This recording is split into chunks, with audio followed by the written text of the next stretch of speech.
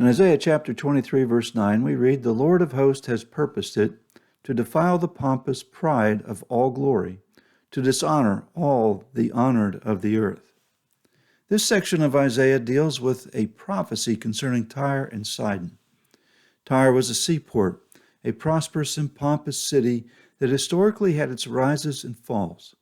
This particular prophecy indicated that it would have a 70-year period in which the Assyrian aggression would cause a cessation of its prominence as a trade city. The downfall of Tyre affected the entire Mediterranean, and this may have been in the years from 700 to 630 BC. Verse 9 here presents a solemn and universal warning to the proud and haughty. It is a theme that runs through the scriptures as we see the words that James wrote. God humbles the proud but gives grace to the humble. Pride is the most sinister of all sin. It is at the root of man's sin problem. We see pride in the sin of Satan, who seeks to be equal with the Most High God. We see pride in the action of Eve and then Adam in the first sin, that they might be like God. We see pride in the building of the Tower of Babel, that they might make a name for themselves. We see pride in the root of Phariseeism of Jesus' day. Pride is rooted in the fallen nature of man. It is something with which we universally struggle. It causes people to seek their own interests rather than the purposes and ways of God. It mixes up our priorities. It causes people to take advantage of others. It is at the heart of vengeance.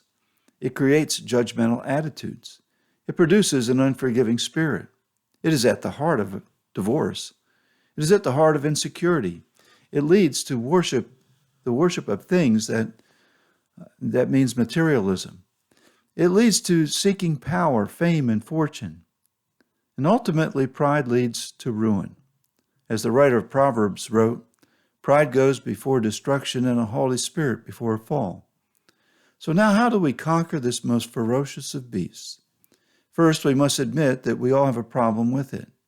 Those who deny it are the most steeped in it. Those who do not examine themselves and their actions against pride are certain to stumble in it. Second, we must battle the prideful beast with prayer. We should do this confessing our tendencies towards self-centeredness and seeking the power of God's grace to deliver us from it.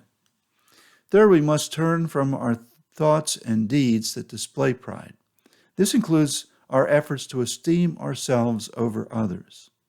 Fourth, we also need to guard against the lusts of the flesh, which prioritize the things that pleasure our physical and emotional desires over the will of God. Fifth, we must, and most importantly, we must seek to glorify God alone. We cannot glorify self and God at the same time. Remember, in all of our actions and thoughts, we're to bring glory and honor to God. Paul cited this precept from Jeremiah, "Let the one who boasts, boast in the Lord." In fact, we find that dealing with pride requires humility. For humility is essential for people even to consider their personal struggle with pride. It is quite a paradox if you think about it. Only the humble person will recognize his or her pride, and yet the one who speaks of his or her own humility actually manifests pride in doing so. Thus we come to this conclusion. Humility is a work of God's grace that flows forth from the Spirit-filled life. People who are steeped in pride are people that are not walking by the Spirit. Consider these words.